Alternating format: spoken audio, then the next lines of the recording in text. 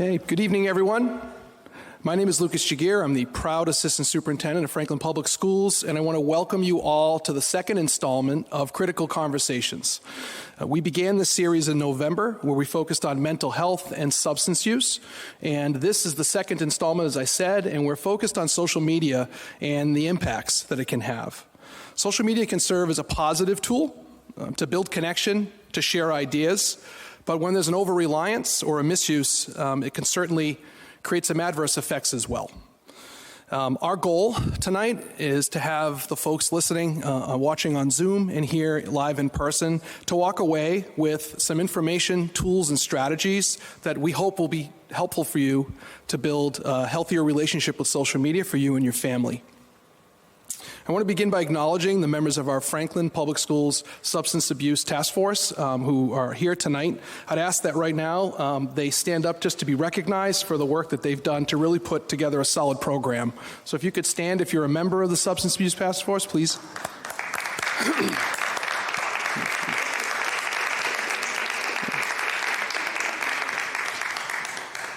Thank you. And I know you're all wondering, how did the Substance Abuse Task Force come to host an evening on social media?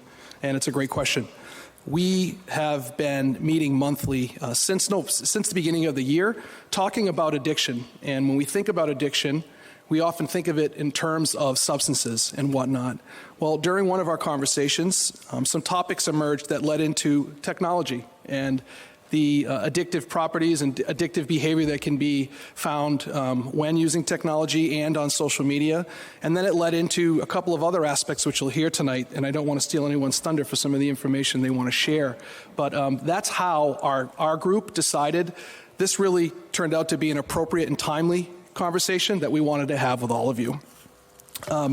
We're about to kick that off, and I just want to thank our amazing partners with Safe Coalition and the work that they've done. Jennifer Knight is here, and so is Jim Derrick, who are here, and we just really want to thank you for all the work that you do to partner with us. Also want to acknowledge a few other people that are here tonight. First, our amazing superintendent, Dr. Ahern, is here, always in support and always shows up, and we appreciate that. Also, we have members of our school committee, our town council. One of our town council members is here who's also on our substance abuse task force. Mr. David Callahan is here. Yep. Our town administrator, Jamie Helen, is in the audience. We have our state rep and another state rep here tonight, which is great. We have Jeff Roy, Franklin's state rep. And we also have State Representative Sean Dooley joining us tonight to engage in this conversation. And last but certainly not least in the audience, we have our Lieutenant Governor, Karen Polito, is here, and she'll share some remarks as well once we get through that keynote. So welcome and thank you for being here. So to conclude my remarks, this program will include a keynote, remarks from Lieutenant Governor, a panelist discussion, an opportunity for the audience to engage in a Q&A session, and then we'll share some resources that you can walk away with some tools that will help us all just become better and more balanced when it comes to social media use. So with that said, please join me in welcoming State Representative Roy, who will introduce our keynote speaker this evening. Thank you. Enjoy the night.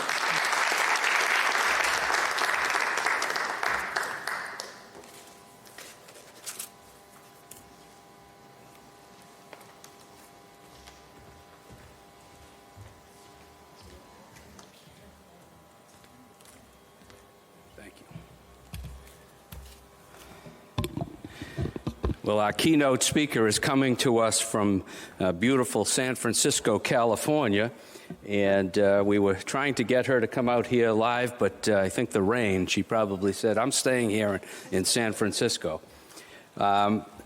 Is she ready to roll out there? Yes, I'm here. Can you hear me? Okay, we can hear you. We can't see you, though. It now says you cannot start your video because the host has stopped it. Come on, host. Be generous. Let her in. Hello. Okay, one more step. There you are. Wow.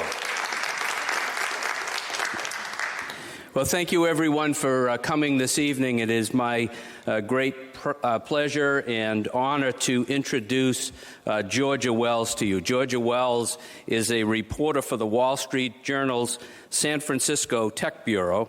And previously, Ms. Wells was an editor for the WallStreetJournal.com and covered emerging markets for the Journal. And before that, she freelanced in Cairo during the Egyptian Revolution.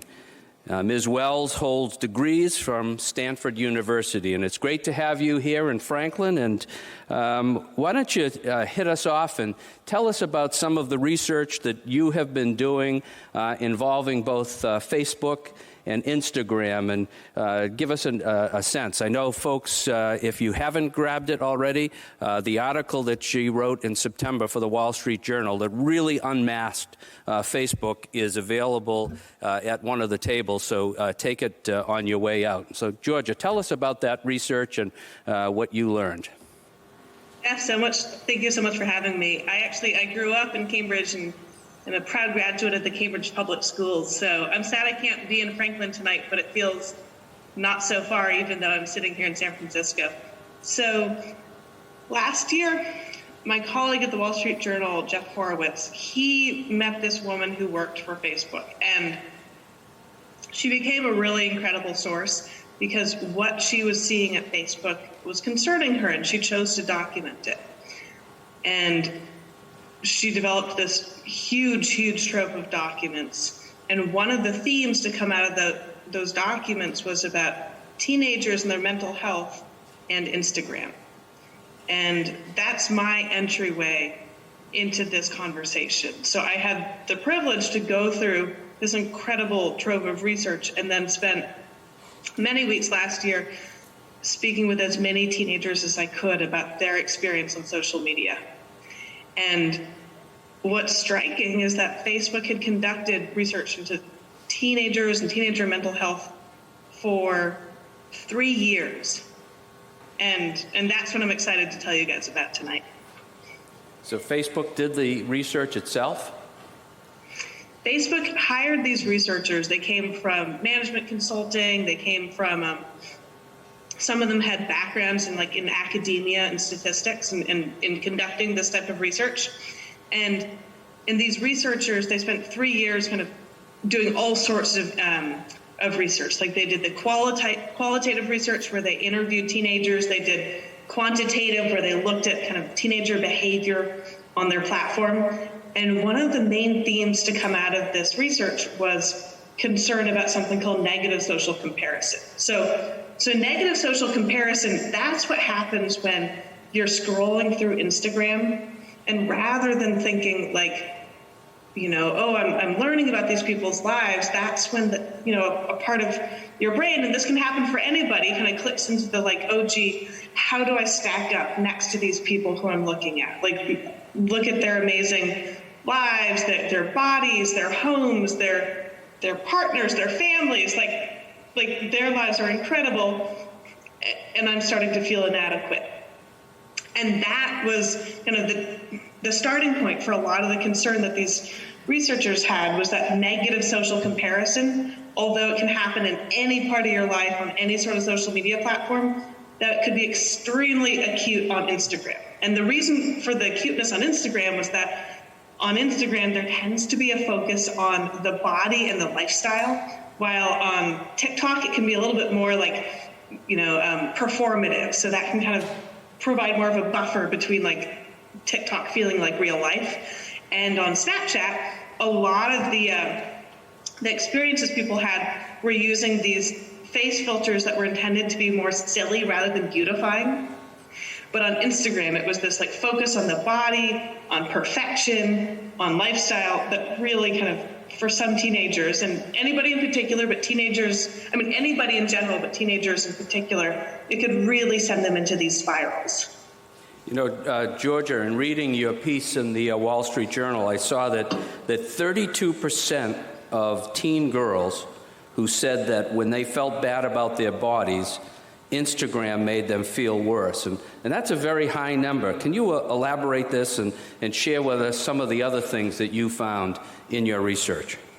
Yeah, that number, when I came across it in the documents, it absolutely stopped me in my tracks. It was, like you said, 32% of teen girls. Like, this is not a small portion of the population. Like, this is, if you look at a class of teenagers, this is a really good chunk of people. So 32% of teen girls said that when they felt bad about their bodies, that Instagram made them feel worse. And just like speaking from personal experiences, having been a teen girl a long time ago, I think many teen girls at times feel bad about their bodies. I think that's like part of the world we live in.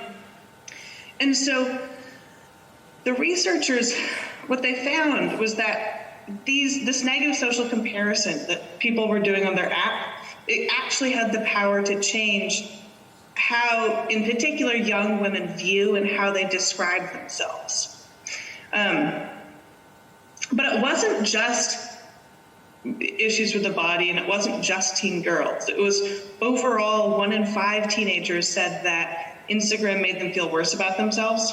And so for teens in the U.S., for teen boys in the U.S., it was 14% of teen boys said that Instagram made them feel worse about themselves. And for teen girls in the U.S., it was 21% of teen girls said that Instagram could make them feel worse about themselves. And this is research that Facebook did themselves, and they had all this information, and when they were pumping it out, they knew the impact of their product. Is that correct? Yeah, exactly. So what's interesting is the researchers are clear. They don't definitively know the causal effect, but they know that teenagers, in their descriptions of how they felt, teenagers seems to believe that there was a causal effect, right?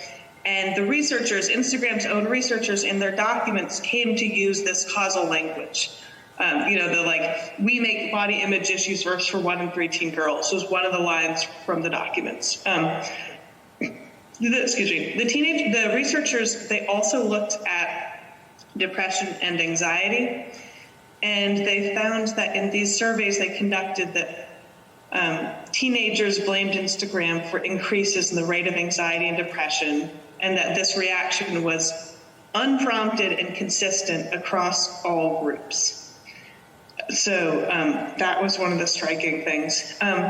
Also, it wasn't just body issues, and it wasn't just like teens being sad. Like, there was some really powerful, or what's the word, really kind of concerning numbers around like suicidal ideation, which is basically when people have like thoughts around suicide. And so for this research, they found that among teens who reported suicidal thoughts, that 13% of British users and 6% of American users traced that desire to kill themselves to Instagram. So it's really, really heavy material. Well, I want to talk to you a bit about how social media can play a role in impacting someone's or children's sense of belonging. What were some of your findings related to the social emotional impacts on children who are not included, that fear of missing out, et cetera? And, I know that you talked to a number of teenagers, and can you tell us, aside from some of the additional findings, were there things that stood out to you that surprised you about how teenagers were using the app and what the experience looked like to them? Mm-hmm. For sure. So for these conversations with teenagers, I didn't restrict it to Instagram. Often it was tell me about how you use social media, and what are the different feelings you experience and what leads to them. And like you mentioned, fear of missing out was a huge one. So for Instagram, one of the very, very common experiences that teenagers described was, often it occurred during their first year of high school. They'd be scrolling through Instagram, and they'd start to see photos from a party or a hangout session that they weren't invited to. And so they'd see one friend post a photo, say it's at a birthday party or something, and then another friend at that same birthday party posting another photo from a different perspective. And they described this feeling of just scrolling and seeing example after example of some event that they weren't invited to. And my personal reflections, just when I was hearing these stories from teenagers, was, I went to high school when smartphones did not exist and Facebook and Instagram did not exist. And I recall the feeling of hearing about some event that I wasn't invited to, but I had the luxury of being able to sort of be in somewhat denial about it and kind of think, well, I didn't want to go anyways, or, I was busy. But these teenagers described sitting alone in their rooms and hearing about and seeing it during the actual moment of teenagers, their peers posting these photos. Another way that fear of missing out came up a lot was actually had to do with Snapchat rather than Instagram.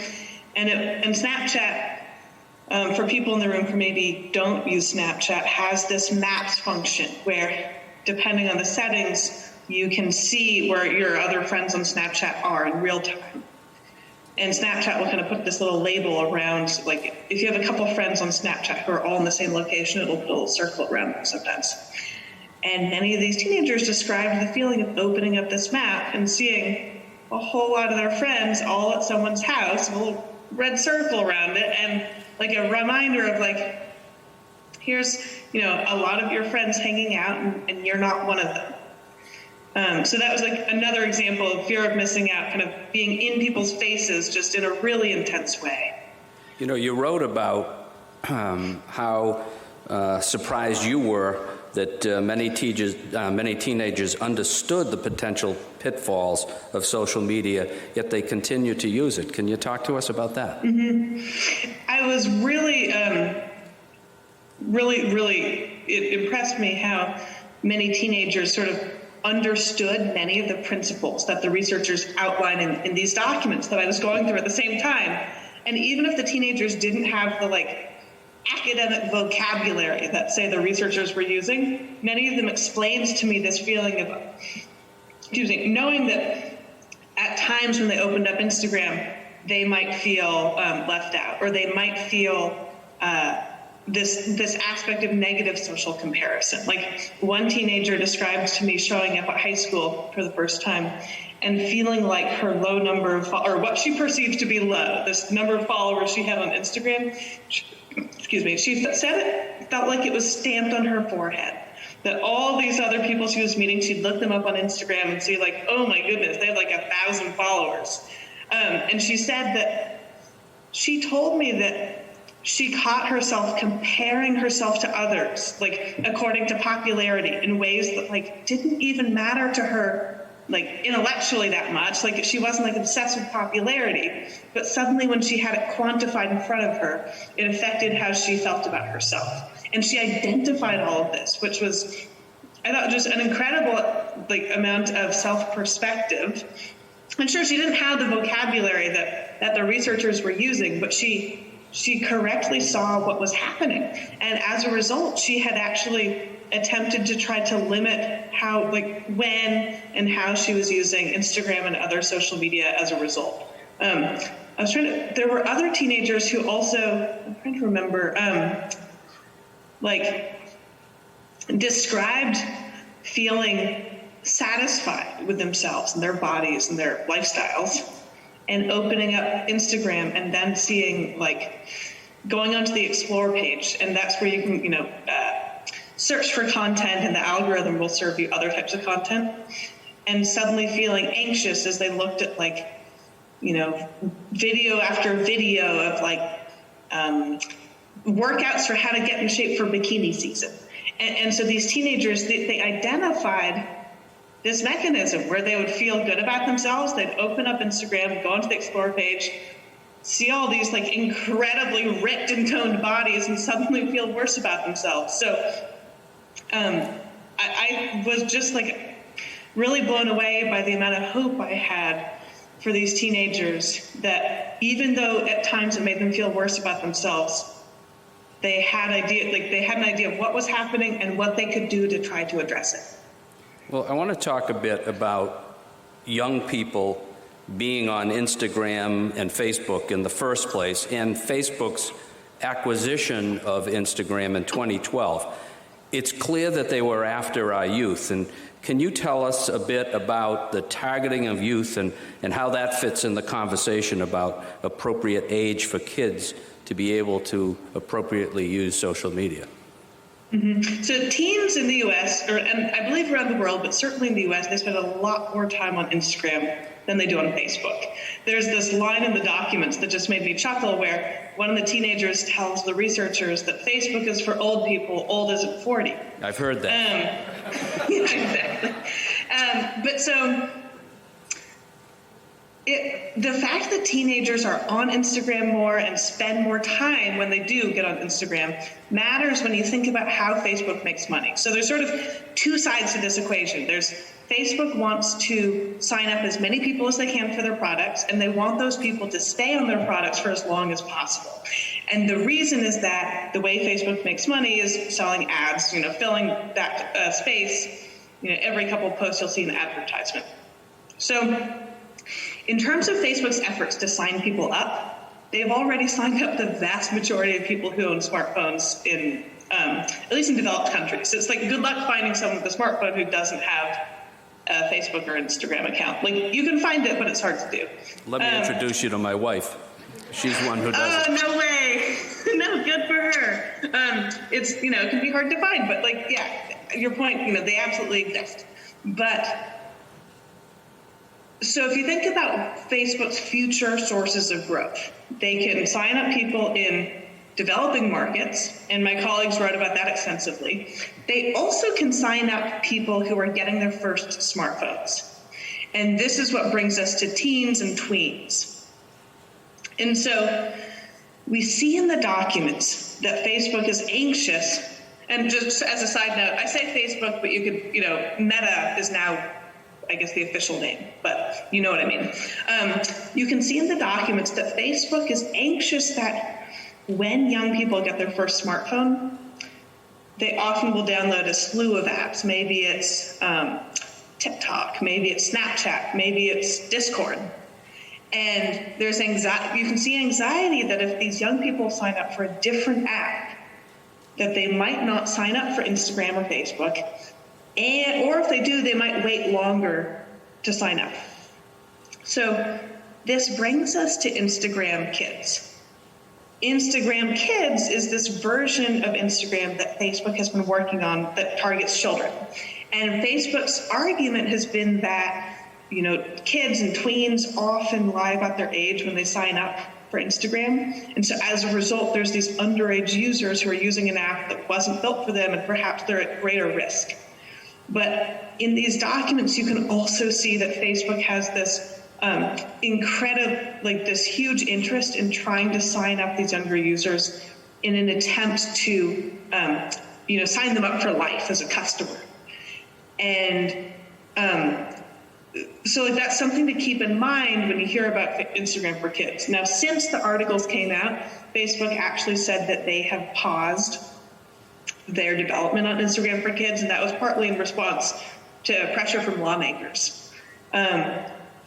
But just going through the documents, it's really clear, all the steps that Facebook has done to try to get its product in the hands of young people. So they set up this 3-year goal to create more products for young people. They commissioned all of these strategy papers about the long-term business opportunities that these young people presented. And then one of the really striking moments in the documents is this line where the researchers contemplate whether there might be a way to engage children during play dates on some version of one of their apps. And then there was this quote that was really striking. It was, "Why do we care about tweens? They are a valuable but untapped audience." Wow. So this gives you a little bit of insight into how the company thinks about young people. Well, the amazing thing is we probably wouldn't have known about any of this without your work and without your investigative reporting. So thank you so much. And I want to turn to the fact that something that stands out in our minds is that Facebook's public stance was very different than what the research was showing. And when you spoke with Facebook about this, what was their reaction? It was part of what was so striking about this, and their reaction was that you can see in the documents that Facebook had access to data that outside researchers could only dream of. So in the past, when people, reporters, not just myself, asked Facebook about, and also lawmakers actually, when they asked Facebook about issues around young people and mental health, Facebook did not share these findings. Like, they didn't say that, 32% of teen girls said that when they felt bad about their bodies, Instagram made them feel worse. Instead, when Facebook executives were asked about these issues, they tended to point to other slightly kind of tangential points. When Mark Zuckerberg testified on Capitol Hill, the timeline is now a blur in my head, but I want to say it wasn't last fall, but the fall, it was a while ago. When Mark Zuckerberg testified on Capitol Hill, he said that there was not a consensus about kind of the effects of screen time, which is true. There is not a consensus about it. And when the head of Instagram, that's Adam Mosseri, when he in the past was asked about these issues, he often would lean into these kind of points that were sort of tangential. Like, one time he said that his point was that often when outside researchers attempted to study these issues, that their research was flawed because they had no choice but to ask people their recollection of how much time they spent on social media apps, and that people's recollection of that time often wasn't actually that accurate. So in their answers, you see them pointing to flaws or maybe not flaws, but potential concerns about previous research, rather than sharing their own research, which I think it just that often Facebook's responses for difficult questions, often the responses don't actually answer the question at hand, Well, I was going to say to you, it sounds to me like those are very lame responses. How do you measure that response, and what's your reaction to that? I have a hard time measuring it because I feel like my job is to just say what is and what they said, but indeed, you can see Senators Blumenthal and Senator Blackburn, who they often have very little in common, but they actually share a lot of the same interests in this topic. You can see in their conversations about this issue in the past year a lot of concern about what it took to learn about Facebook's own research, and the fact that we didn't learn about it from Facebook itself, that it took a concerned employee documenting it and coming forward with the research. But there was also an aspect of Facebook's response to our article about their research that was sort of interesting, which was that they often they kind of shifted to this idea that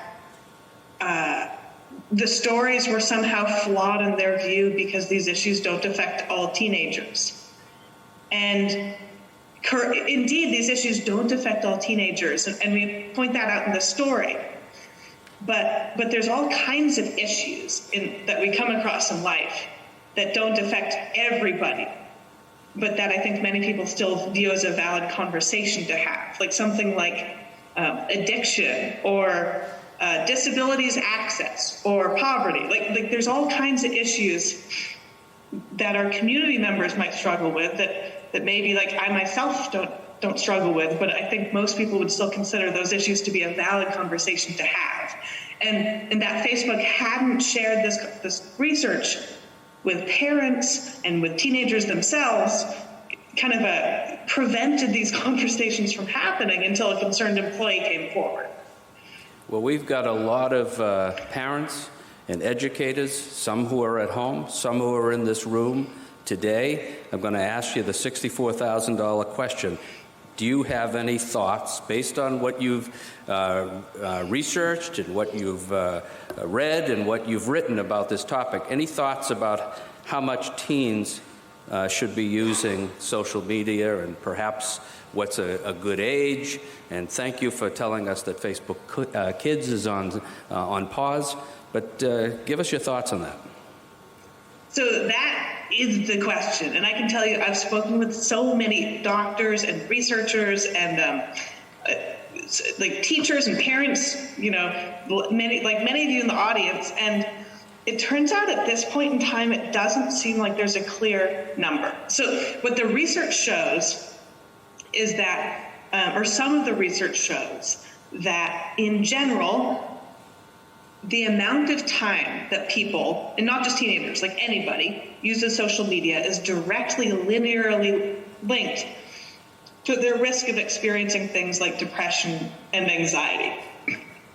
And it would be great if your doctor could tell you, 40 minutes for you is the magic number, anything less than that is safe, and anything more than that, you really risk kind of going off the deep end. And unfortunately, we don't have that number yet. But there's this book called You Are What You Click. It's by Professor Brian Primack.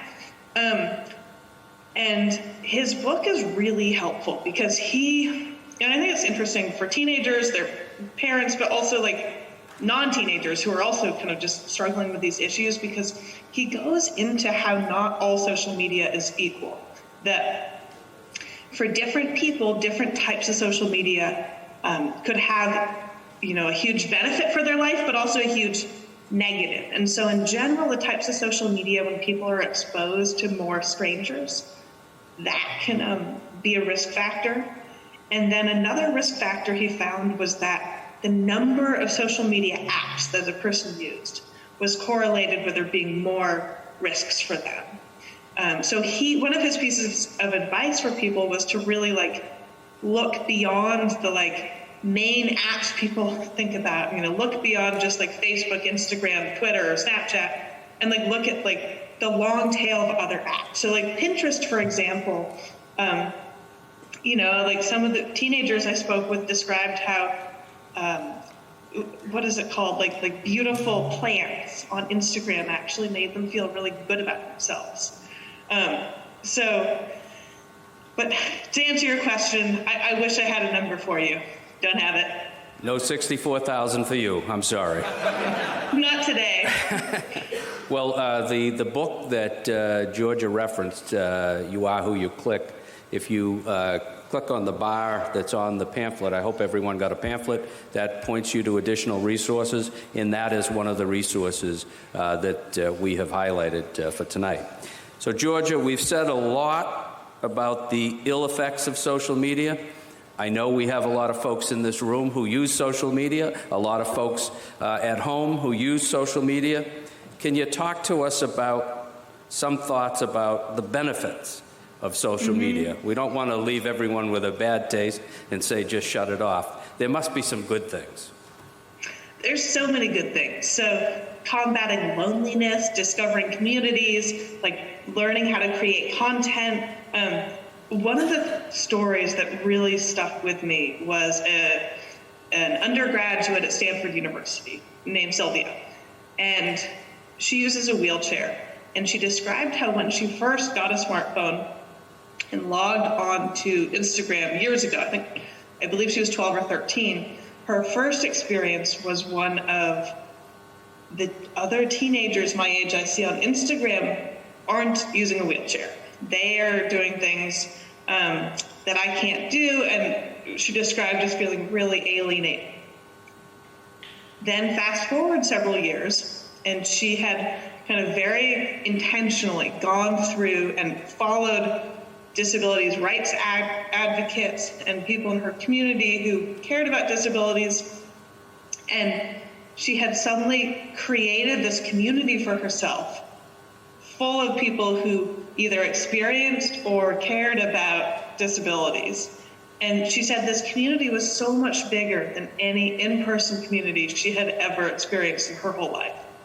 And so for her, it was this game changer in how she viewed the world of disabilities advocacy and what it could mean. And she now actually posts a lot of content on Instagram about kind of her life as a disabled person and kind of what she sees as, I think she described it as like how normal acts of joy could be a really powerful statement.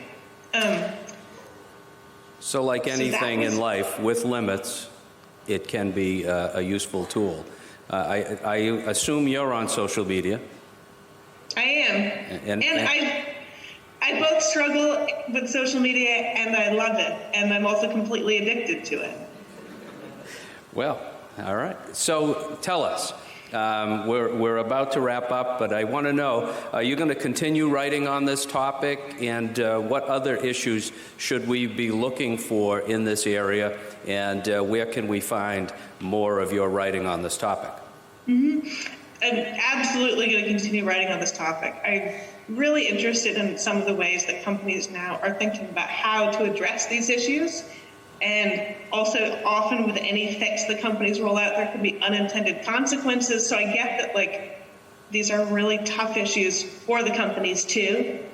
And you know, I work for the Wall Street Journal, so you can look up my name, Georgia Wells, and follow the stories, because I think this is only the very beginning of an issue that's not going away anytime soon, and really, really affects the happiness of a huge part of our population.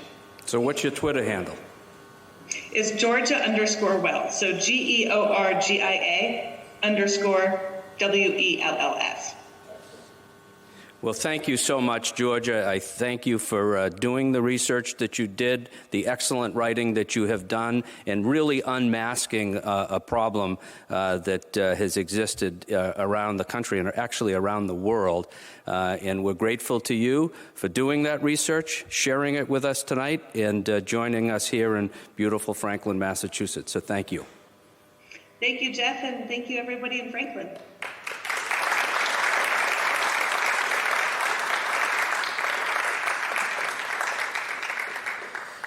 Well, it's now my great pleasure and honor to introduce Lieutenant Governor Karen Polito.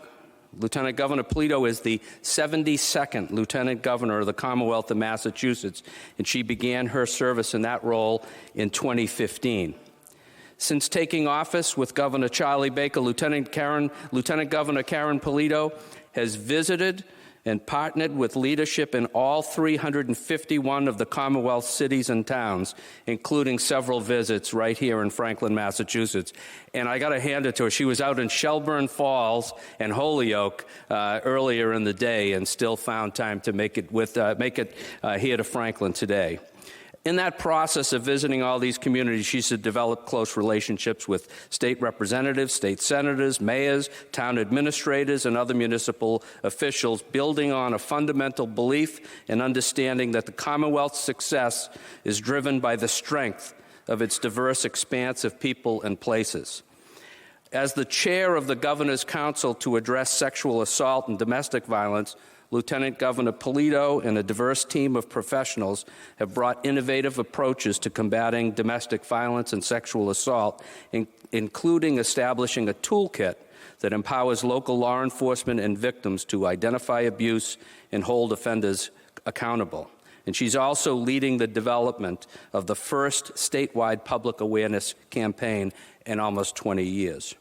Lieutenant Governor Polito began her public service in local government, serving as a member of the Shrewsbury Board of Selectmen, and in 2001 was elected a state representative representing the residents of the 11th Worcester District, that's Shrewsbury and Westboro, for 5 terms.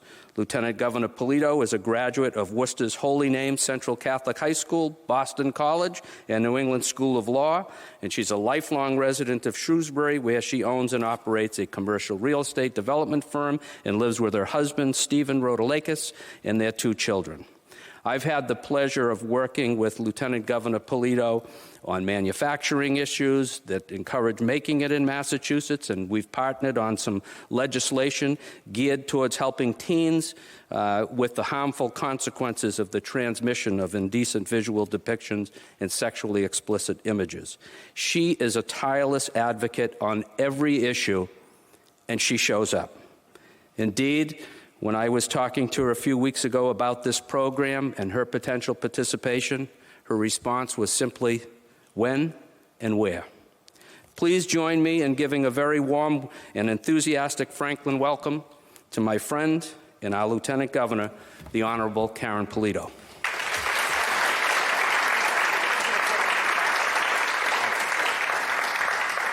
Well, good evening, everyone. I want to thank you so much for the invitation to be back in this room again. It was several years ago that we had a conversation with students and with the leadership in the school district around this very topic. But before I share some of my thoughts, I want to thank Representative Roy, your friend, for your leadership and your interest in this issue and the well-being and health of the students in the Franklin Public Schools and at this high school has not waned a bit.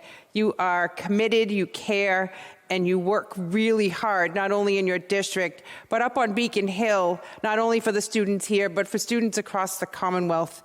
It's a real credit tonight to have someone like Georgia Wells speak from the other coast of our country about her unmasking of the dangers associated with social media, and for your tracking her down literally to have her come into this room and deliver that message was extremely powerful, and we appreciate your making that available to all of us tonight. We are very, very grateful. I thought the questions and how you had her interact with us was done superbly. So thank you very much, Representative Roy. So, long introduction. Thank you. That was very kind of you. The one title I would just amplify is that I'm a mother of two teenagers. My son is graduating from high school, in just 20 or so days, and my daughter is a sophomore in high school. So I'm in this space as a parent. So to the parents here in this room and those who are listening at home, I know how difficult this whole issue is for you, as I've experienced it as well. I would say a couple of things first and foremost to the school leadership here, to the parents, and to the students. Number one, you are intentional around your activities to address the issues of health and well-being of students. The fact that you have a task force, the fact that I came in tonight and students were greeting us with information and pamphlets and ways to be involved, that this is a student-led conversation in many ways, is really powerful. This does not happen in every high school and every school district. We wish that it would, but it's happening here. You've made an effort to be strategic about this. You have a plan, and you're following through with that. That's fantastic. The why we do this, I think, is obvious, but it needs to be stated again. You think about our schools in the traditional sense that students go to school to learn so that they develop skills and knowledge to be prepared for life's journey of work and career and hopefully satisfaction with what you choose to do with your time over decades that involve work and well-being for your family. That's one way to look at schools. The other is the enrichment that comes with activities, might be sports, culture, arts, robotics, whatever it is to make a student more well-rounded beyond their academic experience. And then we talk a little bit about driving, because when students leave here, they have to go and learn how to drive and drive well and be safe in that experience. And we touch upon drinking and driving and drugs. And we need to be, as part of that, intentional around the health and well-being and the social behaviors associated with young adulthood and entering life more independent of all of us. And that's the piece that we need to do more of, and which comes into clear focus when you talk about social media. And everything that Georgia brought to our attention tonight is obvious to us, but it needs to be stated from a third-party source. And that social media influences all of us. We read information, we look at what we choose to, and the same influences on adults around how we behave happens to our children. So they're going to continue to get bombarded with the messages and might even veer into the path, or they will, where they want to get more of something. Some of that as adults we're going to see, and some of it we're not. I can say tonight confidently, unfortunately, that this isn't going away. Facebook, Instagram, TikTok, whatever the next things will be, are always going to be there. Mobile devices and how we communicate is always going to be a part of our life. When you look at a pandemic and how much we relied on technology to communicate, to do our jobs, to keep each other safe, and unfortunately for our kids, safer at home made them more isolated and not able to interact in person, eyeball to eyeball in person, and have that interaction. And so that isolation has even caused other ramifications for their social health, well-being, and the practice of good behavior. So coming out of the pandemic, having a conversation like this is so, so very important, and to then build on it. So a couple things I wanted to talk about tonight in terms of the problem and solve piece. That's what we do. Legislature, people like me in elected office with the governor, we see problems and we try to solve them. And one of the problems that has come out of all of this social media and the ability to use mobile devices to text and share information with one another is this issue of sharing images called sexting. And this is something that the school district and others obviously across the country and across the Commonwealth have become more familiar with. I give credit to Representative Roy, and it was then Sergeant Jason Riley, who a few years back when these incidents occurred here, you took action. And it was Sergeant Riley that saw repeated behaviors that needed to be addressed, that he went to the legislature, in particular Representative Roy, and said, this is not something we can fix alone. There needs to be a correction to the state statute.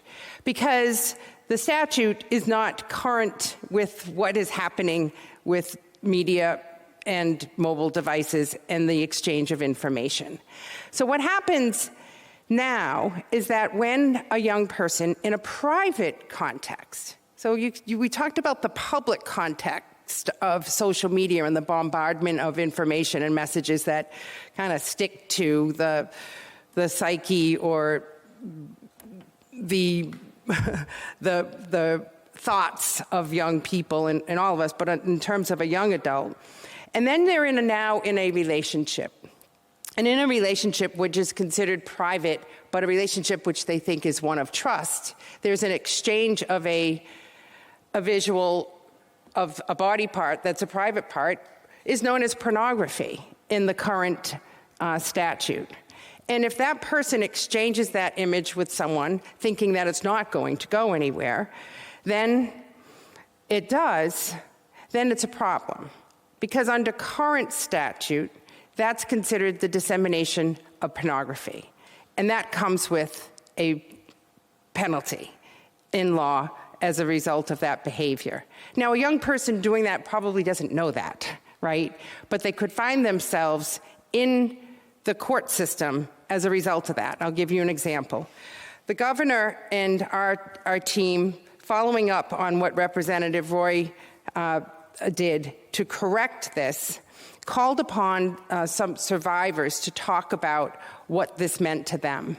There was a woman who came forward to testify in favor of Representative Roy's bill and basically said this: 15 years later, 15 years after graduating or coming through high school, she was testifying in favor of changing the law. Because when she was 15 years old in high school, in the context of a private relationship, she exchanged an image of her private body part with her boyfriend.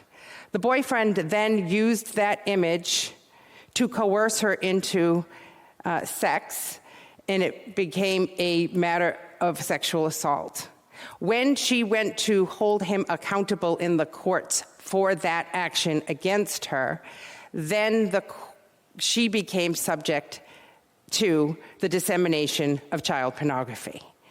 Now, that person, that boyfriend, went on to share that image in the school district beyond the private context of that relationship to harm her, shame her, embarrass her, and traumatize her. And it was used as a threat so that she would not come forward and would not hold him accountable. Now, that just didn't happen to her. This is happening to a lot of young people. And so 15 years later, she's testifying, saying, that was not only traumatic to me when I was in high school, but it's traumatic to me 15 years later as an adult. She went on and graduated college, she started her career, but she remembers it like yesterday. And she wants to prevent that from happening to other teenagers. So the fix in the law that we're advocating for, and because of the tenaciousness of Representative Roy now a second time filing the bill and bringing it to light with the governor and our team, wants to get this corrected. That basically a teenager involved in that kind of situation would not be entangled in the law in terms of a felony conviction, but would be diverted to an education program to understand the consequences of that action, as opposed to having an involvement in the criminal justice system. Now, if the prosecutor says, well, it was an intentional act and this person does need to be held accountable, it's a misdemeanor for a juvenile, not a felony charge. And then also a diversion program that could be done so that that person understands how to conduct him or herself in the future, and a requirement for school districts to start to incorporate into your curriculum, which you already do, what this kind of behavior means. So when you're talking about behavioral health, you're talking about relationship health, and you're talking about the consequences of exchanging visual materials and what that means. And so if we can get that embedded into the Massachusetts laws, we can do a whole lot more to protect teenagers and also prepare them better for their future, which is the other solve that our administration put forward, which is the Respectfully campaign, which is what I came here for 3 years ago to ask you to help us amplify. Because before that, it was 20 years ago that there was a public awareness campaign aimed at our youth of the Commonwealth to educate them and work with them around what is healthy relationship, what is a healthy friendship, what is a toxic relationship, what can you do to not only protect yourself but to protect your peers, and how can you identify red flags in controlling relationships, how can you foster more relationships of trust, starting in middle school, building on that for high school, and then preparing that high school for college campus, your job, or wherever you find yourself in the community. And that Respectfully campaign has now been 3 years strong, thanks to the funding that has come from the legislature with the advocacy of people like Representative Roy to allow you as a school district to use that social media campaign. And yes, as Georgia Wells said, it can be helpful to use social media in a positive way, because the Respectfully campaign, which was peer-informed and designed by youth, is seen on Instagram, TikTok, Snapchat, so that these messages, the positive messages, and the ability for teens to say, okay, I'm in a situation like this, or my best friend is in a situation like this, how do I resolve it, has that kind of content and information. We've had millions of likes and views on the pages associated with the Respectfully campaign, and we put it out there again to this community and to others across the state to fully embrace it. Respectfully, it's on us, it starts with us, is about exemplifying good choices, good behaviors, and building that resiliency in developing that toolkit that we want our students to graduate with, along with all the education and skills and other demands that we have on them as they go into adulthood and need to know that they have that toolkit available to them no matter where they are and no matter who they're with. So those are the couple of things I just wanted to use as examples of how government can be helpful in correcting gaps in the laws or updating what needs to be updated. Obviously, in the context of social media, there's a lot more work to do, and we're hoping to get that bill over to the governor's desk. We sign that into law, and I want to just credit this community for doing a lot to help us get as far as we have and to getting it over the goal line. And then, of course, everything that you're doing, tonight included, having a panel discussion, engaging the public to answer the questions that are on your mind, and especially coming out of a pandemic where there are a lot of needs to have to address because of the pressures that our teens have been faced with. We want to make sure we're doing everything possible to keep them healthy, to keep them safe, and to give them all the support they need to be happy, to be successful, and to be satisfied with the experiences they have in school districts like this. So just thank you very much for the opportunity to be here and to also see the presentation that you have tonight. And again, it's a pleasure to always work with you, Representative Roy. Thank you for your leadership.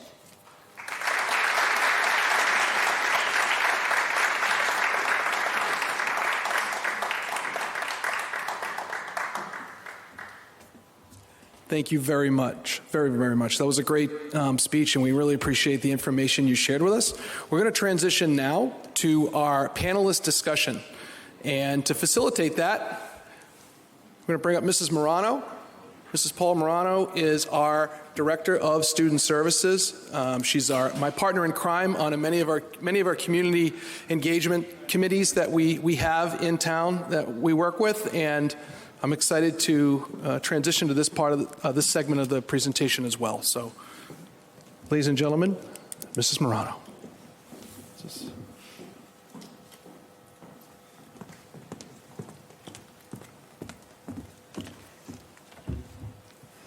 Thank you, Mr. Jagier. Oh, and you can see me over the podium. This doesn't happen very often.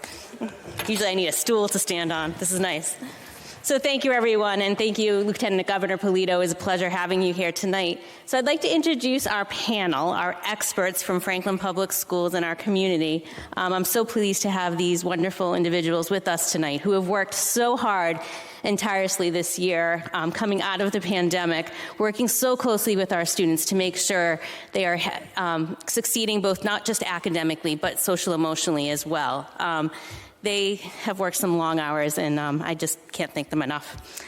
So to start off, we have Ms. Lily Rivera, who is our Marketing and Communications Specialist, who also I want to give a shout out to because she has orchestrated this evening's events, and it's like amazing. She has done amazing work with our promotional materials as well as bringing the speakers along and making sure we're a well-oiled machine. So thank you, Lily. We really appreciate it. Lizzie Morrison, who is our principal at Annie Sullivan Middle School. We have Rebecca Bellinger, one of our fantastic school adjustment counselors from Keller Elementary.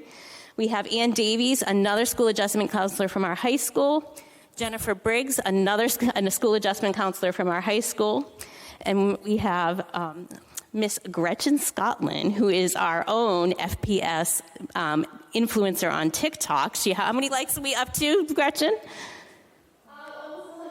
There we go. And she makes greeting cards, beautiful personalized greeting cards. And then we have, of course, Jennifer Levine, who is from our SAFE Coalition, a wonderful partner to our community.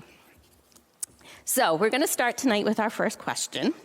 And considering your experience in your current roles, has your relationship with social media changed or evolved since you started in your role? Are we starting off with me? All right, so just to echo that, I am Lily Rivera. I'm the Marketing Communication Specialist for both the town and the school, so I spend a lot of time on social media. Just to give you some background, I grew up with social media. A lot of my friends were really big influencers on Vine and YouTube as I was growing up, and that's actually what got me into this type of work. I saw that there was a lot of work behind content creation and all these awesome videos, and these posts didn't just come out of nowhere. There's a lot of work that goes into them. So when I started pursuing and learning more about marketing communications, I realized that there's going to be a point where I can't be offline, really. It's going to be part of my everyday routine. I'm going to need to be posting. I need to be informed. I need to watch the news all the time. So actually, I did myself a favor and I took a break. I'm like, I can turn this off and I can sort of be unplugged for a little bit. So the way that my behavior with social media has changed is it's actually become a lot more intentional. And it's actually increased because I have to be, on the town socials, Twitter, Instagram, all that. And so it evolved more in that way where I'm looking at social media as a tool. And I'm also being more hyper aware of what it is that I'm engaging with and what it is that I'm putting out there. Not only just when I'm representing the school as well as the town, but also when I'm on social media myself, I'm thinking about, if I like this tweet, it'll probably show up on someone's feed saying that I liked it. And what does that say about me? If I'm following this user and you go to their Twitter profile page and it says that I'm following them, does that say something about me? So that's really been more so my experience with social media and how it's changed since I started my role here. Great. Thank you. Thank you. I would agree that my social media perspective has changed since becoming an administrator. I think we're constantly keeping up with the different platforms, and in my role, it oftentimes is investigations of conflicts that are happening outside of school, and if they're referencing a streak on Snapchat, I need to know what that means and where to look for that. So I definitely have to be more informed. I think my own personal use of social media has changed. This is my third year as a principal and started in the first year of the pandemic. So I think we all use social media quite a bit to just connect with one another. But I would say it's more thoughtful about my approach to social media. I really try to model for the students to not be on my phone, to not have a phone out if we're asking that of them during the school day. So those are my thoughts. So my role is a little bit different being on the elementary level. When I first started 15 years ago, any of my students having a cell phone was unheard of, not so much anymore. I come from the school of thought where I still have a paper calendar, so I'm about as old school as you get.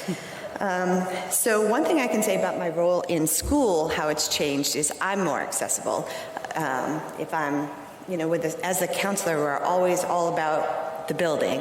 And so I can easily be reached through text or a phone call. And that's made my life actually easier.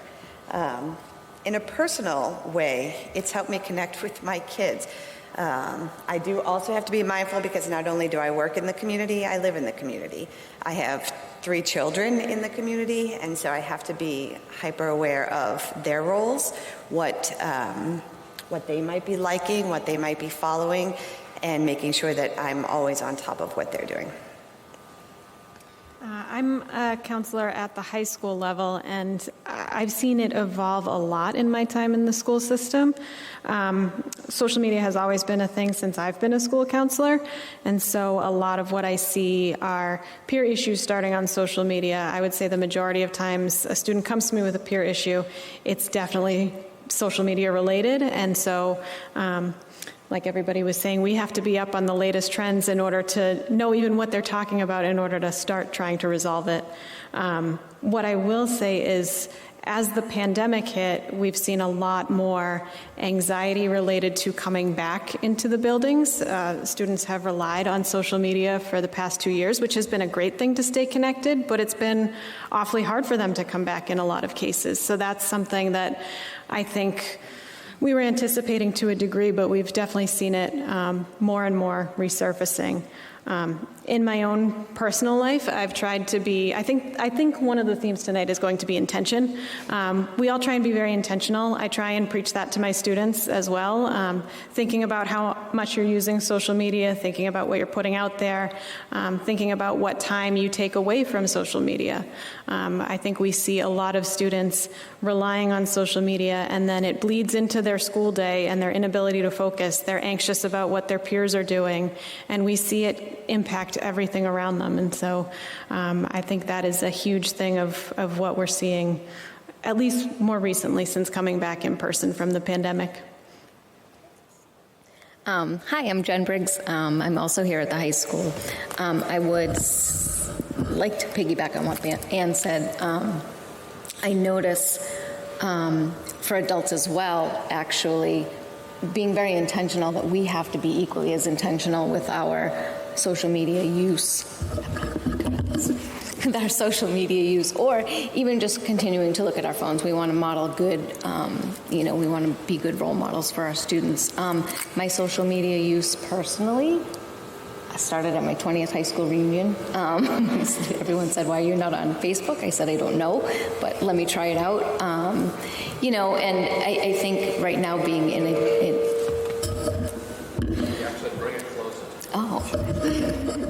right now being in a day and age of, everything is instantaneous. We have news right away. Kids, there's no such thing as waiting anymore. And I think that that's really important for us. Thank you. I think that's really important for us as adults to keep in mind. I mean, it's very, very, we need to model that type of patience, not constantly looking at our phones. So my social media, I try to be a good role model.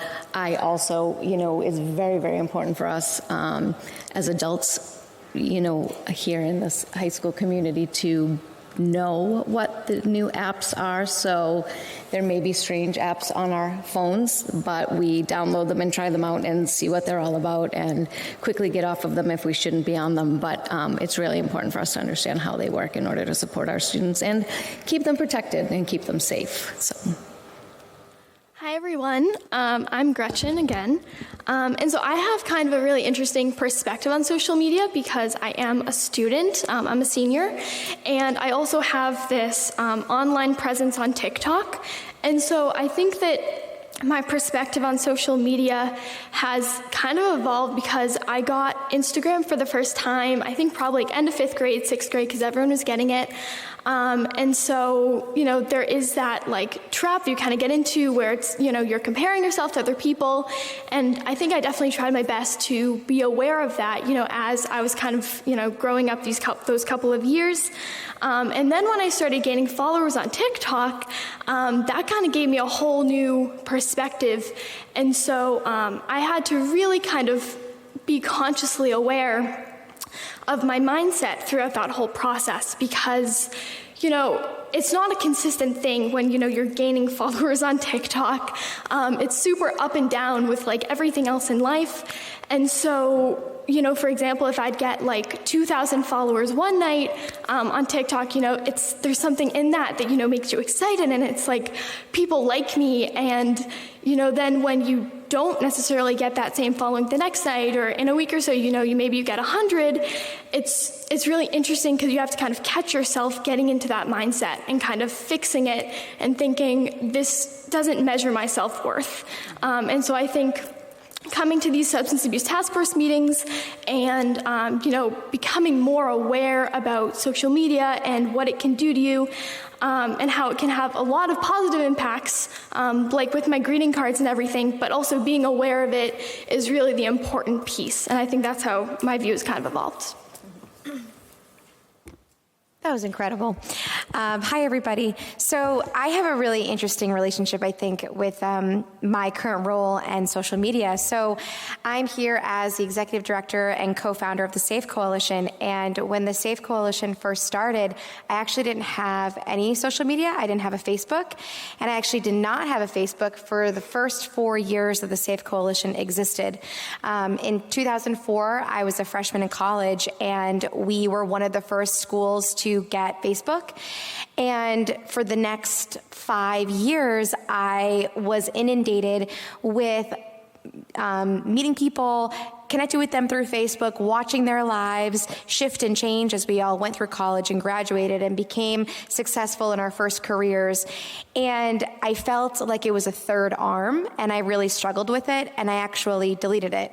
And so for about 10 years, I didn't have a Facebook. And one of the interesting things is, certainly Jeff Roy is one of the most important people in all of our lives for many different reasons. Jeff shared with me that if we want the message of substance use awareness and mental health awareness to really be shared across the community, we have to have a greater presence on Facebook so that we could provide support and let folks know that support was available. So much to the chagrin of what I thought was right in the moment, I got back onto Facebook and created a very limited Facebook page so that I could help manage the Safe Coalition page. And that has been an incredible experience because I have really tried to limit my personal use of Facebook because I know that mentally it's probably not the best for me, so that I can have a presence through the Safe Coalition Facebook and provide access and availability through a social media lens to those in the community. So my relationship has shifted and changed in a few different ways, but I am happy that the Safe Coalition has a Facebook page. I am happy that I am not super dedicated personally to my Facebook page. I do have an Instagram page. It has a lot of personal stuff on it, but I am happy I have that. So my role has definitely shifted and changed, and really in the lens of providing Safe Coalition the opportunity to have a social media platform. Thank you, everyone. So we have our next question. So throughout the peak of the pandemic, we saw how social media played a part in keeping us socially connected, even though we were so physically distanced, right? We had the virtual baby showers, the virtual birthday parties, the happy hours, the reunions with college and high school friends and roommates. I think I saw my old high school friends more on social media, I'm on Google Meet and Zoom than I did for years. How now that we're coming out of the pandemic, how do we reintegrate and prioritize being socially connected in person? So Lily, you want to start?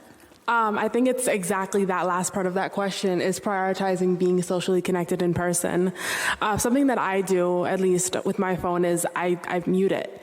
I know Apple just came out with that new update that you can notify. It'll let someone know that if your phone is silenced or in focus mode. And my friends are like, why is your phone always silenced? It's I love my peace. You know what I mean? I'm unless you're my boss, my mom, or if I'm babysitting your kid, I'm you can wait.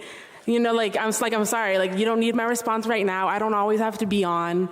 Is the world going to burn if you don't get a text back or a Snapchat back? When I muted my Snapchat notifications, it's I could finally, I was free. I could breathe. I felt I had wings. And it's just, I think it's exactly that. I have a friend who they study over in Boston, and so I drove the hour to go see them in Boston, and they were on their phone the whole time. I was like, girl, I know I did not just drive the whole hour for you to be on the phone because you could have FaceTimed me for this. So just put the phone away, put it on mute. Whatever's going on, as long as it's not your parent calling you, it can wait. If you feel if your phone's going to go off and you're going to want to check it, put it on mute, put it away. And it may be a little bit stressful at first. I remember I was with a group of my friends, and my friend was like, let's go for this walk, but let's all leave our phones here. And it was you could see everyone's fight or flight just kick in. And it was okay, well, what if something happens? And it's all right, then we'll just bring one phone. And it's well, what if something happens to that phone? It's okay, there's 9 of us here. If something were to happen, I think maybe, hopefully, we can handle it. There's strength in numbers, but it's just there's a clear detachment there. And I think it's being intentional about the way that you interact with your phone, and also being intentional about being present when you're with people that you care about. Thank you. I agree. We also had to really support the students in the transition from being at home and on their screens all the time, many different screens, to a phone-free zone in school. It's not 100% phone-free, but that's the expectation that we have. And there was a lot of anxiety around that. And a lot of it was parents needing to connect with their children over plans for after school, who's picking them up, did you forget your lunch, a number of different housekeeping things. And so we're continuously working to kind of break that and have the students not have to rely on their phones, which for 6 hours a day is a pretty huge feat when they've been connected to their phone 24 hours a day. So we're continuing to work on that, and just supporting the difference that our students and the challenges and obstacles that they're overcoming all the time. I think the feeling of not having their phone or access to that immediate information causes a ton of anxiety for the students. So just having those open, honest conversations. And I will say, having the phones away, helps us with safety concerns. So when students are walking out of the building, it's like they're not even looking where they're going. They're just like robots walking with the screen in their face. So those are some of the things that we've seen and ways that we're trying to support them. Mm-hmm. This is the meat of the discussion for me as far as my students are concerned, because with the younger kids, the pandemic really kick-started our younger students into a dependency on electronics a lot earlier.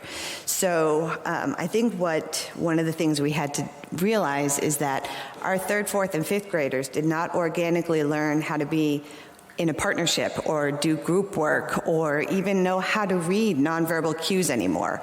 So I feel like a lot of my work this year has been reminding people that there is no mute button anymore and that we actually have to have thought bubbles again, and that there are certain things that we need to be able to look at someone in the face and be comfortable with the words that we're saying and feel that that's being our best self.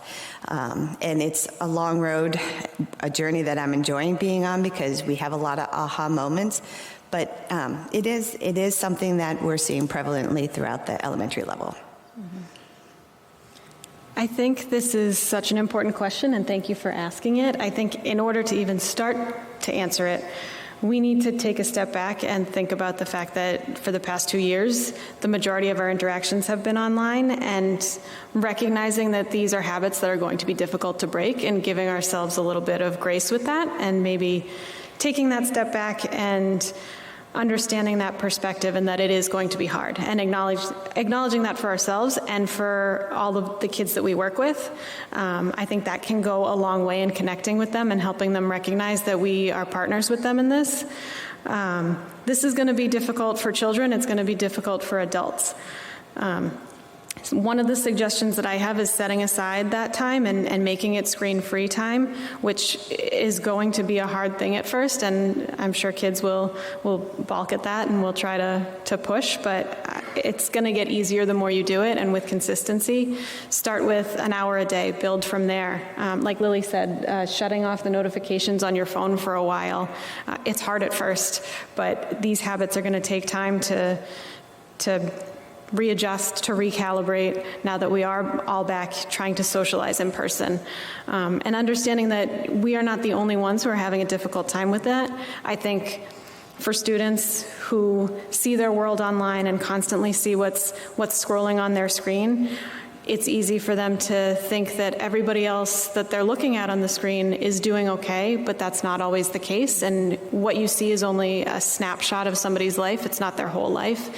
And I think that's what a lot of my conversations focus around with the students that I work with every day, is reminding them of that, because that can be a really difficult thing if your face is just in your screen and you're not seeing everything else around you, and you don't have that perspective. So giving everyone some grace and understanding, and recognizing that these habits are really hard, and modeling the behavior that you'd like to see in others around you, especially kids. If you're a parent and when you get home from work, you're scrolling on your phone and you use that to unwind, it's understandable, but maybe taking a few minutes and recognizing that maybe the children around you need to see the phone away for a little bit, so that they don't necessarily think that this is the normal way it's supposed to be. So those are some suggestions, but I think the biggest thing I can say is just recognizing that it is going to be hard and allowing yourself to feel that. It's been a long time that we've been on screens for 2 years. Thanks. And I think also that recognizing and encouraging our teens and our children, and that we can do hard work. Yes, we do have to be patient, but we actually have to put some work into setting those boundaries, encouraging more time off of the screens, encouraging social time. Again, as Ann said, if you're going home and you're unwinding, that might be okay, but maybe that has a time limit that you're unwinding. Maybe maybe we have to start slow. Maybe we start slowly and it's just at dinner time, right? So much of our world was online, but let's get back to face-to-face family dinners. Even if we're not all at the same table, maybe it's even turning off the TV. I mean, that's a screen. It's not ours. It's not the phone necessarily, but having some time where we're actually interacting. It is going to take time and patience to start to have those face-to-face interactions again, and also being patient, recognizing that there were some skills that were lost in that during the pandemic, and that there's a little bit of maturity that needs to be gained back. And so I think we really, if I can use the word intentional again, I think we as the adults need to be really intentional in how we set these boundaries and how we, make these plans to do more, spend more time outside, or do more exercise, or take more time for yourself, do self-care. And then there's always time for your phone, because it can be a really great tool. It's where we get our news, it's where we network, it's where we see our high school friends that we saw during the pandemic. But I think being willing to put in the hard work, but then also being patient with yourself is important. I think that the acknowledgement piece of the whole thing, of how the past 2 years, things, got turned upside down super quickly, and how everything went automatically to screens. I think a huge piece of it is realizing that things aren't going to go back to normal right away. It's definitely going to be a gradual process to kind of wean us off of the screens and back into in-person interactions. And I think that the main thing is just prioritizing those in-person interactions when we have them, family dinners, conversations, in school, in the lunchroom, because, even still, like at lunch, kids are on their phones, just kind of naturally, because we're just coming out of this 2 years of the pandemic. And so I know, for me, especially after, having all these conversations with everyone up here in our committee meetings, being aware of it, like I was saying before, I started routinely checking my screen time, setting limits so that when I was going into an app, it'd tell me, your limit's over. And so that for me was just a really good way to be aware of it. And to just kind of think. And so I think that that's a huge piece that's going to help us eventually get back to normal. It's just a gradual process, and I think we have to just take it one step at a time. Thank you. So, from a safe perspective, Safe Coalition perspective, when adolescents come to our program and we talk about social media and we talk about social emotional wellness, some of the teens that we work with, there's a real interesting conversation about character, because many of the teens that we work with will say that they've lost the things that they felt made them come alive during COVID. So maybe before COVID, before the pandemic, they were an athlete, or they were part of clubs, or they played an instrument. And during COVID, they've lost those things. And so in the time that they have spent in elementary school, outside, or being with friends, or playing an instrument, or playing a sport, they've now shifted to social media because that was what was available to them. And so from a safe perspective, what we really try and do with our adolescents is connect with teens about what made them feel most valuable and great before social media, and how do we get back to that? And if that means creating a schedule for social media and how often we use our phone, or if that means getting a good old-fashioned alarm clock in your bedroom and putting your phone downstairs to charge at night so that you can get a full night's sleep, maybe that's what that means. But we have kids who use social media pretty limitedly in 5th grade, and now they're at the end of their middle school career, and there are many other apps and social media opportunities that they didn't have before, that over the last 2 years they have been intertwined in. So from a safe perspective, we really want to talk with kids about what made them feel alive before, what has shifted as it relates to social media, and how do we get back to a place that the life that you live feels comfortable and also recognizes that many things have shifted and changed over the last 2.5 years. And our hope is that we can work with students, children, and their families to create a healthy space for social media, and also an opportunity to put it away, and to let families know that that's also okay. Thank you. So you've all alluded to some little tidbits of helpful hints for parents. You know, be intentional, put the phone down at dinners and whatnot. So now you have to think of another way we can help our families here. So what's something parents should keep in mind when introducing or navigating their family's relationship with social media? And what happens if they're spending too much time on social media? I think a really important thing to ask yourself when considering your own social media use is really, what is the value that you're getting? Take some time to look at your screen time. What apps are you spending the majority of your time on? And when you're using your phone, when do you find yourself putting it down? And why are you putting it down? How are you feeling when you're engaging with, when you're scrolling through your Instagram feed? Did one post make you feel a certain way? Did you feel empowered by what it is that you were? I follow some great career content creators on Instagram, and I tend to resonate with that content, and I find myself reflecting on where I'm going in my career and some of my experiences. And there's other posts where I'll scroll and then I'm like, oh, cute, I like that bag, or oh, I love their outfit. But it's really this thing of what kind of value am I getting, and I think it's. While I've talked on the point of being intentional with your social media use, it's also okay to just be intentional in terms of having it as a form of entertainment. It's okay to disconnect from always being on. I know for me, I was always on social media because I felt the need to be a really good digital citizen and really good global citizen, and I wanted to be informed about what was going on in the news.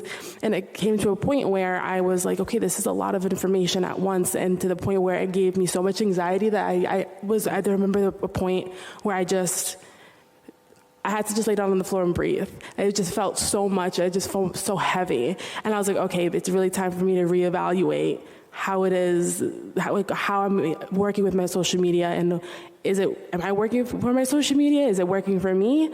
What is it that I'm doing, and how is that providing value to my life? And is there a line for me to be walking? And I think it's just going back to asking yourself what type of value this is providing. And I think it's really important. Another point is for parents to focus on how are you preparing your child for social media.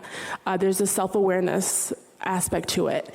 And it's not always so much, okay, well, I have to keep this away from them because it's going to be bad. There's so much, obviously, all the social good that we've gotten from social media.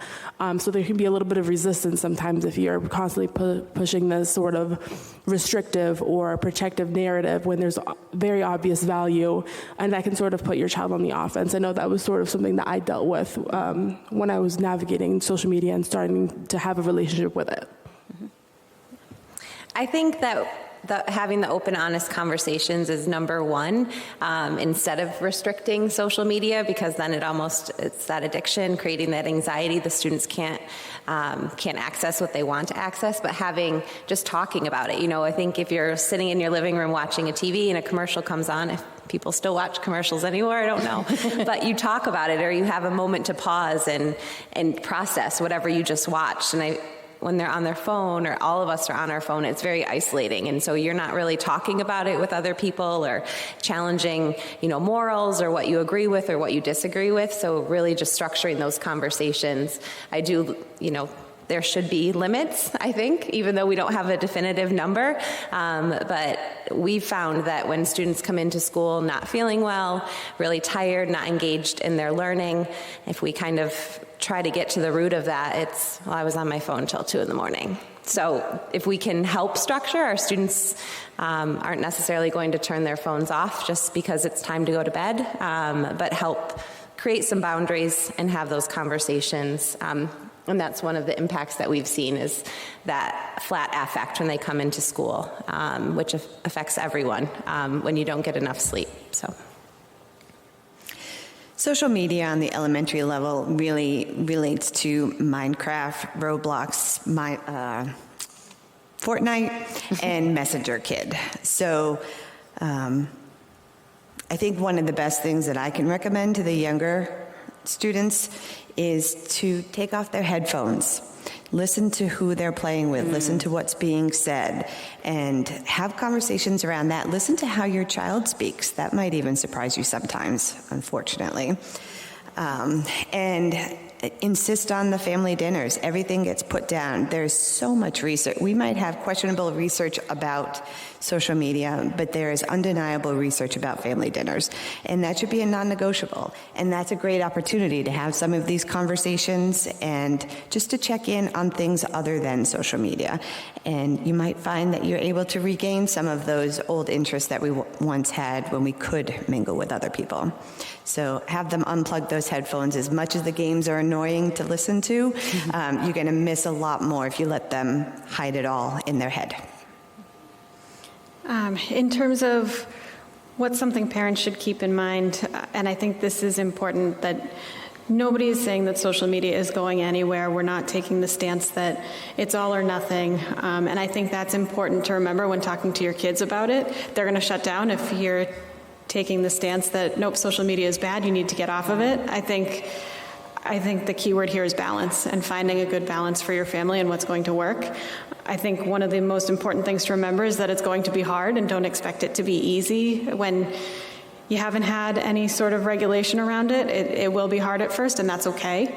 And it's about finding what is going to work for your individual family. You can't always compare yourself to what the family down the block is doing, and so it's finding what works for you. And I will say it can be a lot easier to navigate and set limits around time off of a screen than trying to police every single app that your child is on at all times. That's overwhelming. That's going to be frustrating. So start small and maybe start by finding that time to be off of the screens instead of saying you were on Instagram for this long or you were on this app for that long. That's going to be really difficult and overwhelming. In terms of what happens if kids spend too much time on social media, something that Georgia Wells highlighted that I really want to circle back on is negative social comparison that we see all the time, especially at the high school level. She talked about it a lot in relation to Instagram, but I think we see it with other apps too. Students are constantly comparing themselves to others. They constantly are wondering if they are hanging out with the right friends, if they see all of their other friends posting pictures from somewhere else. And it leads to a lot of anxiety, a lot of insecurities. We see that bleeding into school every day. And it's something that we constantly see. We've seen a lot of body image issues come up recently. It's impacting their ability to focus in school. It's impacting their ability to get to class sometimes. So these are all important things to keep in mind and to have conversations with your kids about. It's easy to get stuck and only see that one perspective, but it's important that you have the conversations with your kids about the fact that what people post, they're not going to post the terrible day that they just had. They're only going to post the picture of everybody smiling and having a good time. And that's important to highlight with kids, especially at a young age. Yeah. Thank you. So I think a really good thing to note right now is that Ann and I work very closely together, and she honestly took almost word for word what was in my head as I was listening to everybody else. But no, that's okay. We have actually talked at great length about this. So I would reiterate everything that Ann said. But, I think something that's super important to remember, too, is that none of this comes down. Like, we're all in this together. Social media can be a good tool. We've heard that over and over again. And what is important to us as families, something that's important that we need to keep in mind as we're trying to navigate this, is that really what you're working towards is just having a healthy relationship with your screen, right? We want to look for our kids. We want to look at maybe not necessarily fighting, time is important, but maybe not necessarily fighting the entire amount of time that they're on, as much as looking at how are they spending their time when they're on social media. I think then also encouraging that, the amount of time that you put into that social media, the amount of time that you're putting into looking at your phone and what apps that you're on, make sure that you're taking care of yourself in other ways.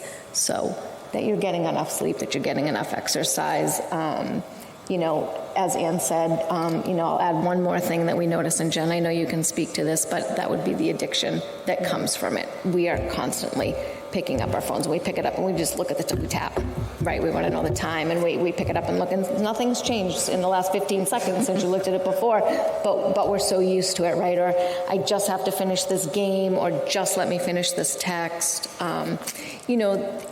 That kind of thing, being able to put it down and be okay knowing that it's not with you. So I think the addiction, along with the body image that Georgia was talking about, that we've noticed, kids feeling poorly about themselves, including boys. The research for boys is much less than the research for girls, but there definitely is an effect on all students. So I think just encouraging that healthy relationship with their screens and providing a balance and modeling a balance is a good way to start that navigation process. So I clearly can't speak from a parent or a teacher perspective, but I will say what I believe as a student and as a daughter. I think that whether the parent or the parents decide whether to limit their child's social media use or not, I think that one thing that has to be constant is the parents' level of interaction with their kid and, how involved they are in their life.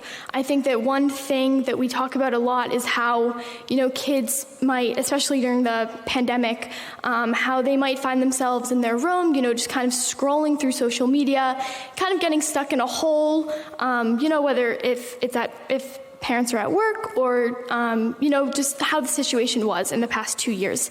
And so I think that if parents are constantly checking in with their kids, asking how their day was, trying to start different conversations, I think that could definitely be a beneficial thing in terms of, having a healthy relationship with social media overall.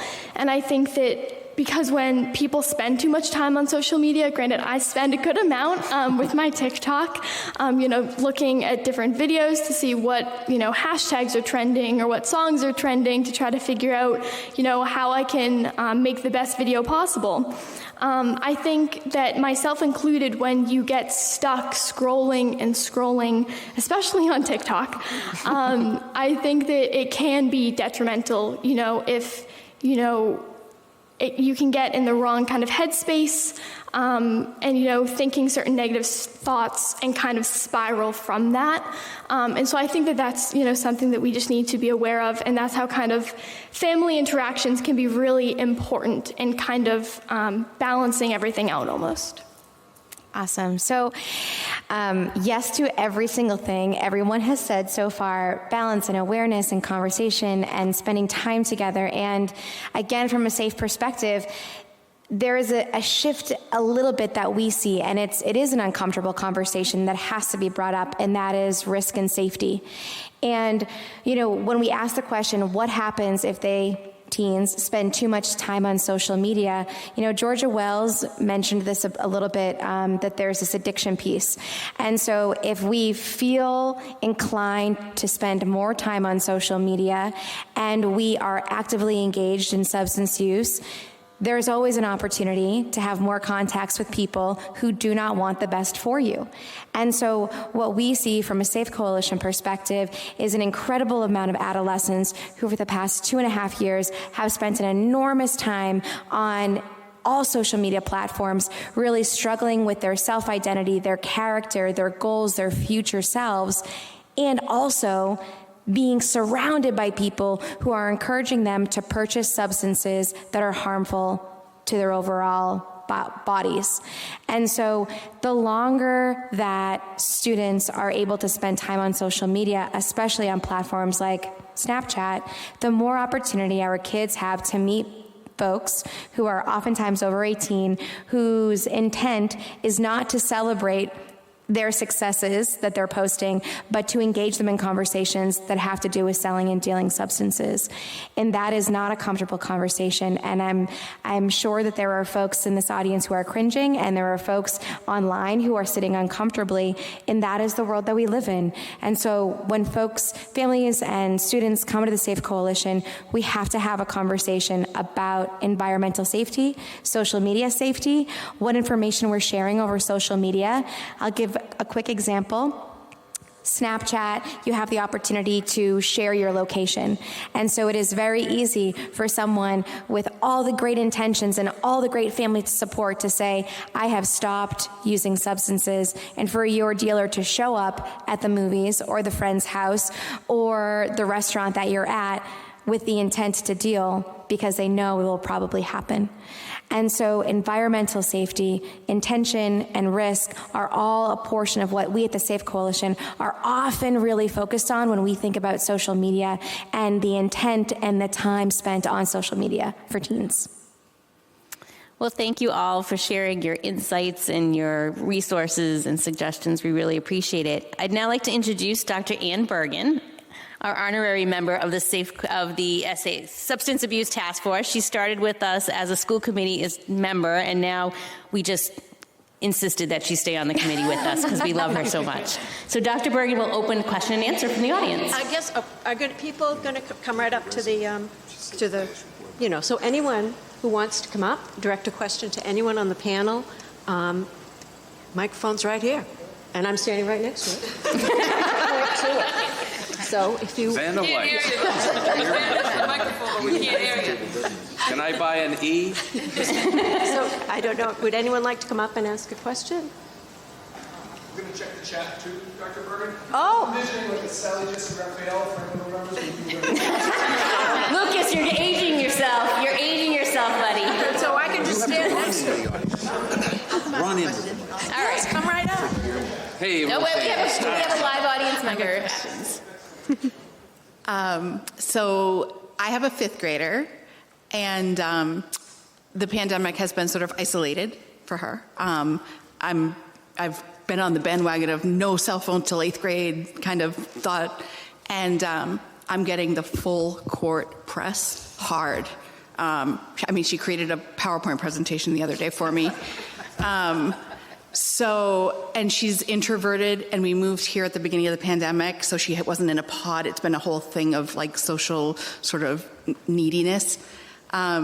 So specifically to my elementary counselor and anybody else who wants to chime in, I'd love some guidance in sort of balancing the benefits of getting her to feel included and social, and any sort of, I know you don't love to dictate rules and time limits and things like that, and definitely before bedtime, but I'd love some advice just from your perspective, as hard as you want to give it, because I'm open to feedback.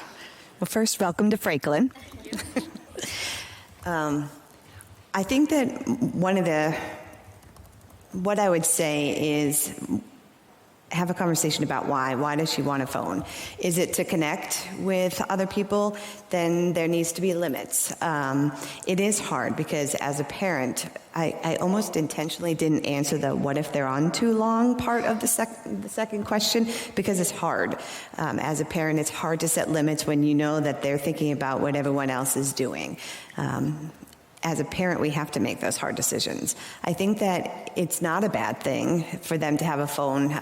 My rule was always middle school, because that's the first time that they're not going to be with an adult all the time. But I'm seeing the average age now is 10, which is 4th grade, for children to have cell phones. I'm sure you've done your research as well. But I think if you can set it up with limits, guidance, with the policy of whenever I want, I can take your phone and take a look at it. There's actually a relief in the children when they know we look, even though they won't admit it, because they have a hard time letting us know when there's difficult things or topics or comments being made. So sometimes I think that the social media can prompt some really good family questions as well. I don't know if that answers, but it's a little guidance. Can add for a second, one of the resources that will be referenced later, and you might already know of this one, is the Wait for 8th campaign. It's a website that's linked, and you'll have access to it later, but they talk a lot about waiting until 8th grade for a cell phone, but then also talk about other ways, like maybe it's not a smartphone, or other loopholes, I guess, that might help your daughter feel placated a little bit, but still give you the security, so it's something worth checking out.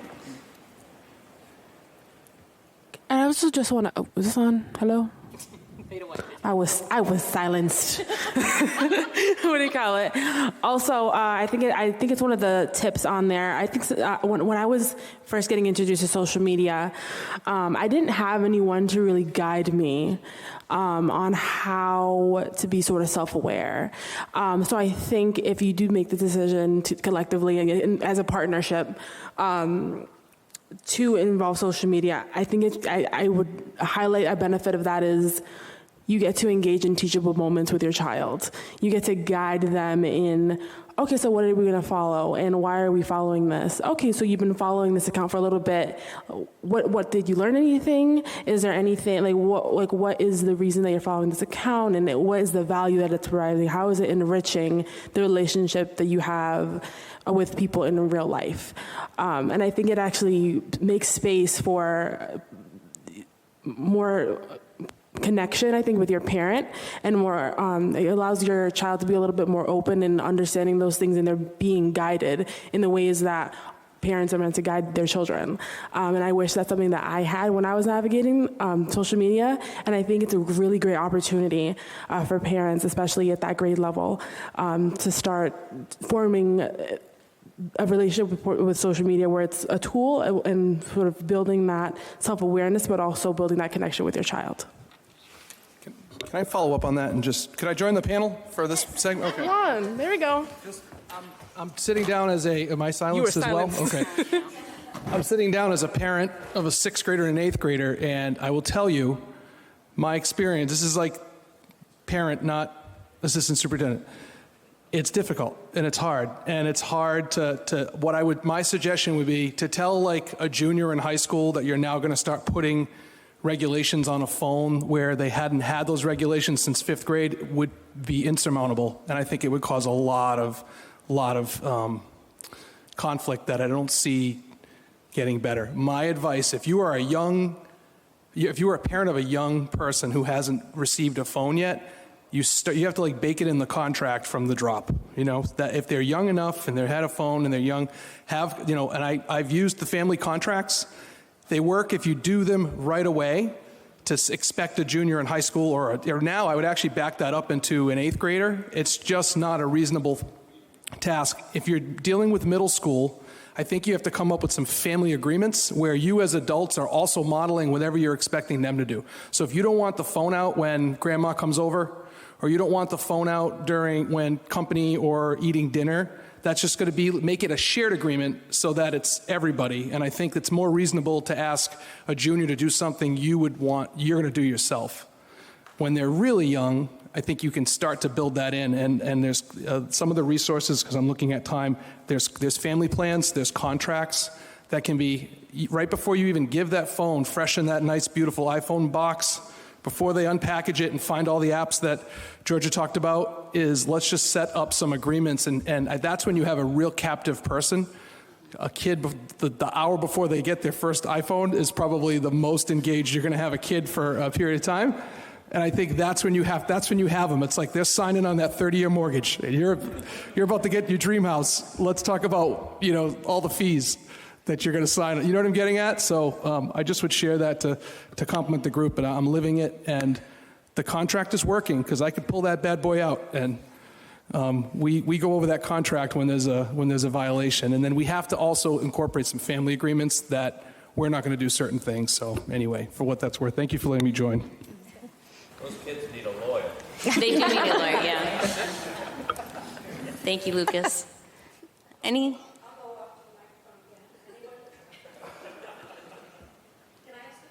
Of course. Okay. I was thinking about this, listening to the speakers, and Jen, following up on what you said. I just had a question, stepping back sort of from a community perspective.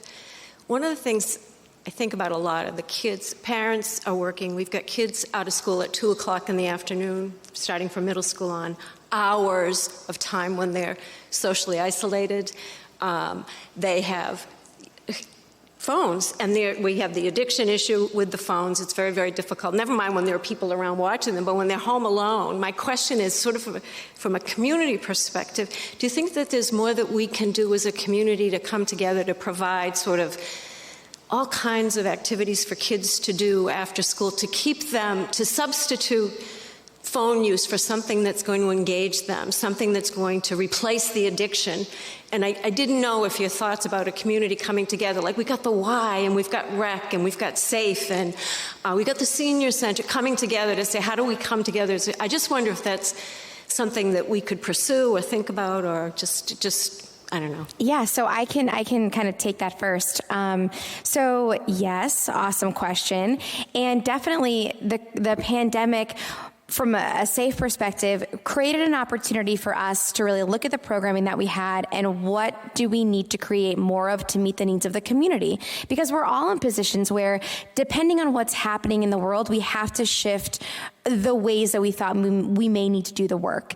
So for us at SAFE, we really recognize that a lot of programs that kids were involved in after school either don't exist, transportation has been cut, parents have new hours at jobs where they maybe previously were able to provide transportation and now cannot, or there's just a different afternoon activity that someone wants to take part of, like substance use or spending time on social media, that may not be most helpful, that will take them off of their course, off of their track for future successes. And so we have been trying to provide alternative holistic therapies at SAFE in the afternoons. So we have yoga, we have drumming, we have karate coming up. We really want to create a youth drop-in center and partner with other public transportation organizations in the community, which is something that we're working on.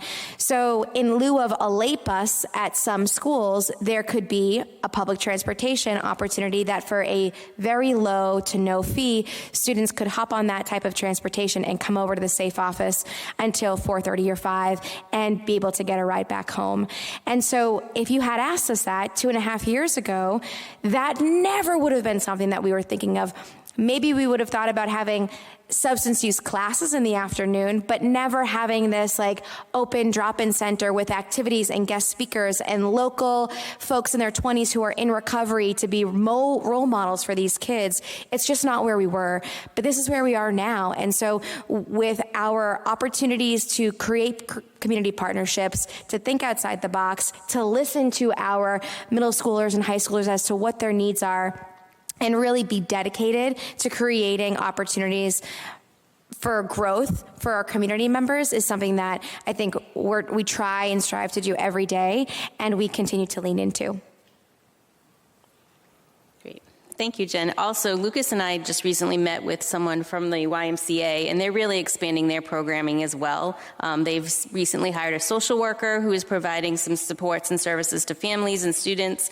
They've also made their scholarship application more accessible to all families, where even us as school clinicians and counselors can now make referrals to the Y for families. So the YMCA of Franklin is also really expanding their services to families as well. So, and we hope to partnership with them even more. So.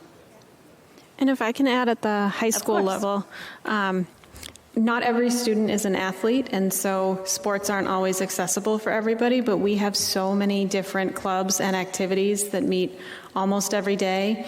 There's a late bus that students have access to. It won't keep them till 5 o'clock, but it can help them to be reconnected with their peers face to face, like we were talking about a little while ago.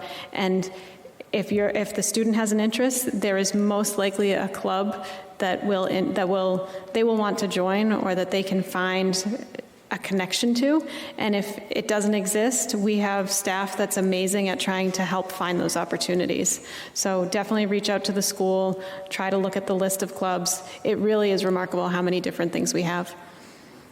And I can add on to that too, a little bit. There are a ton of different clubs at the school, and I think, like depending on your interest, like there's honestly a club, like there's something for you, which I think is just something so great that we have in our community. And, like what was just said about how, if we don't have a club for your interest, like you can totally start a club. There's so many amazing staff who are just so integrated in the student body, and who would love to, support you and whatever interest you have. So that's something really amazing that we have at the high school. Great. Any other questions? Nope, no questions in the chat. All right.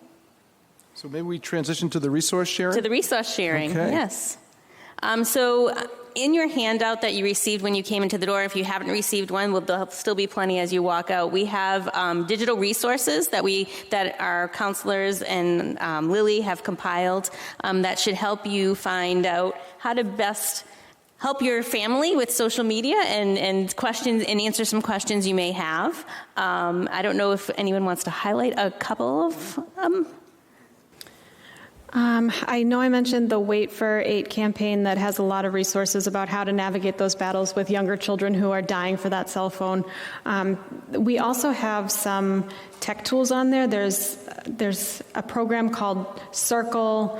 There's different things through Google that can help you put in some of those guardrails and safety controls with cell phones, specifically probably more for middle or elementary, where you can shut it off at certain times, where you can make sure that you're able to monitor what they're doing.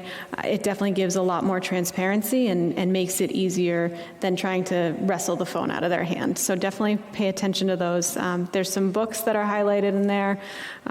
There are a bunch of articles. What am I missing? Good people to follow, social media people to follow, where we have good social media, positive. So we thank you all for coming tonight. We hope you enjoyed our presentation, and we hope you have at least a couple of tidbits that you took away from tonight. This has been recorded, so we will be posting it, right, Lily? We'll be posting it somewhere? Yes, we will be posting it somewhere. So if you know anyone who wanted to come tonight but couldn't make it, please share it with them. Our panelists will be here after, down below. If you have any specific questions you want to ask our panelists, that would be great. Thank you to Franklin TV and our FHS Theater Director, Skylar, for your help tonight with our setting up our equipment and recording us and our mics and whatnot. We really appreciate it. So we all hope you had a wonderful evening and have a safe drive home. Thank you. Thank you. Good job, girl. You did awesome.